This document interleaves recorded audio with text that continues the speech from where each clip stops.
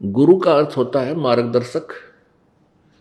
और किसी व्यक्ति ने अपने घर जाना है और किसी से वो मार्ग पूछ रहा है और उस नालायक ने उसको उसके अपने घर के विपरीत दिशा बता दी, उसके घर के विपरीत मार्ग बता दिया, उसने विश्वास किया यात्री ने उस नालायक की बातों पर और दूसरी दिशा पकड़ कर उधर को चल दिया, तो कितना पाप लगा उसको, सारा दिन व्यर्थ हुआ, उल्टी दिशा में सफर किया।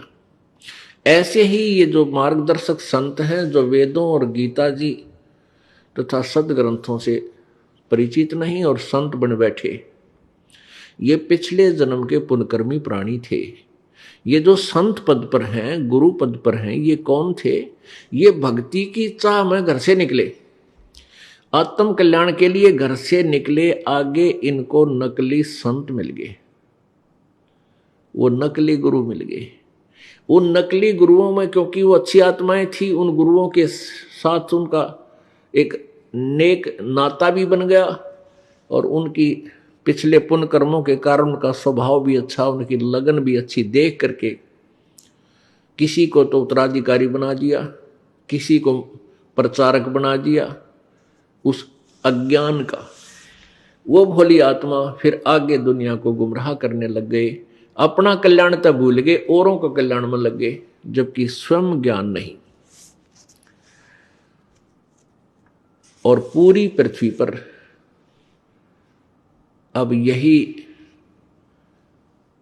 व्यवस्था बनी हुई है, किसी भी संत के पास यथार्थ ज्ञान नहीं और सभी गुरु बने हुए हैं। गुरु का अर्थ होता है मार्गदर्शक, यथार्थ ज्ञान देने वाले। तो पुण्यात्माओं, वो महादोषी हैं और आप जी का जीवन बर्बाद हो रहा है। अब वहां जो 10, 15, 20 वर्ष से लगे हुए थे उन संतों, नकली संतों के पास, उनकी पुण्य कमाई जो थी वो समाप्त हुई। अब उनकी दुर्गति शुरू होगी। उन पंथों में दुखी हुए प्राणी अब यहां आ रहे हैं, अपनी गाथा बता रहे हैं कि मेरे पास सब सुख था, अच्छा व्यवसाय था, खूब दान करते थे, वहां सेवा भी करते थे, महीने में जाते थे, हफ्ते में जाते थे, और सब कुछ लुट गया। मानसिक परेशानी होगी, घर में भी कष्ट, भूत बोलने लग गए। और तेरा गजब है। अब पुण्यात्माओं, वो अच्छा समय उन नालायक संतों ने बर्बाद करवा दिया। पहले तो जो उनको सुख था 10, 5, 20 वर्ष तो इसलिए रुके रहे कि हमारे घर में सुख हो रहा है, और वो हो रहा था उनके पिछले पुण्य से।